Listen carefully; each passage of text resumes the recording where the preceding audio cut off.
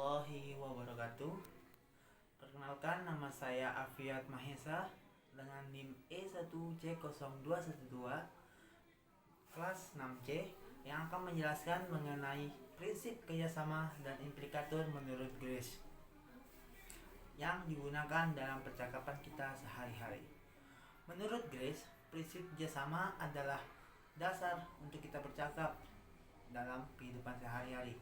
Menurut Grace, prinsip kerjasama terbagi menjadi 4. Pertama, maksim kuantitatif. Kedua, maksim kualitatif. Ketiga, maksim relevansi. Dan yang terakhir yaitu maksim cara.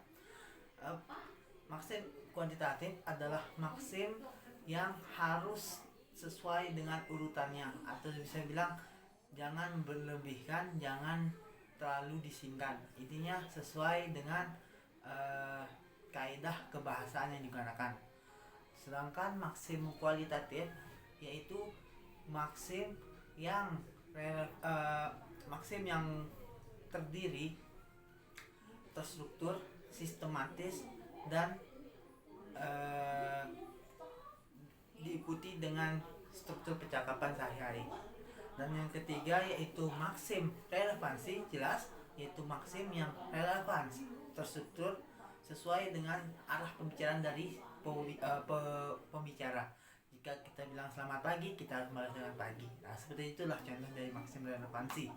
Yang terakhir yaitu maksim cara.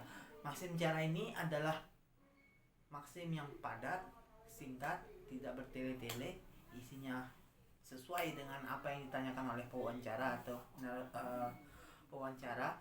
Dan maksim cara ini sangat diperlukan atau sering digunakan dalam kehidupan sehari-hari. Dari keempat prinsip kerjasama ini sudah banyak sering kita melihat pelanggaran yang dilakukan oleh kita sebagai manusia atau makhluk sosial dalam percakapan sehari-hari. Pelanggaran dalam prinsip kerjasama dapat kita temukan dalam podcast, dalam wawancara, dalam kehidupan kita sehari-hari.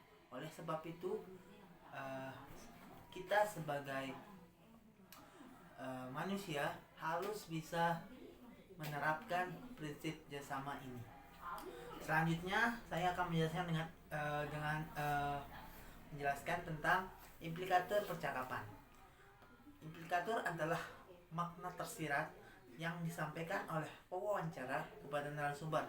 Contoh, kamu tahu desa itu jauh?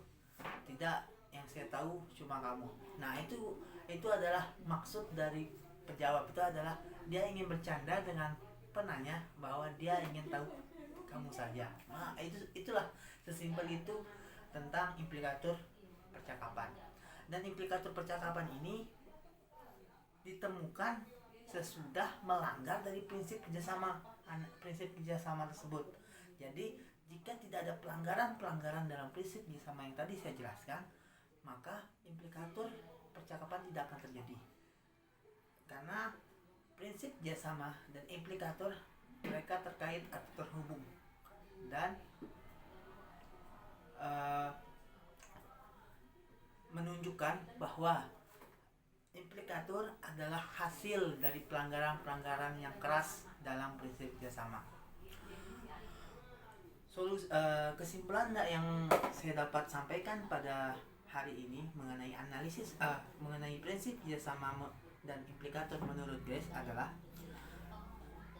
kita sebagai makhluk sosial harus bisa memenuhi keempat kriteria dan bisa menunjukkan implikator percakapan